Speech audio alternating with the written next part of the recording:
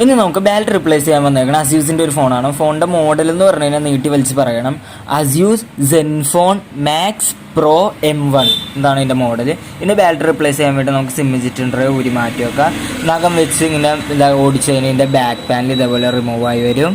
ഇനി ഈ സ്ക്രൂ എല്ലാം റിമൂവ് ചെയ്തതിന് ശേഷം നമുക്ക് കണ്ട് ഫിംഗർ പ്രിൻ്റ് ഉണ്ട്. അവിടെ നിന്ന് ക്ലിപ്പ് യൂസ് കഴിഞ്ഞാൽ നമുക്ക് ആ പാനൽ ഊരി വരും. ഇതാണ് ബാറ്ററിൻ്റെ കണക്ഷൻ. ഡിസ്കണക്ട് ചെയ്തിട്ട് ബാറ്ററി ട്രൈ അപ്പ് ചെയ്ത് നമുക്ക് എടുക്കാം.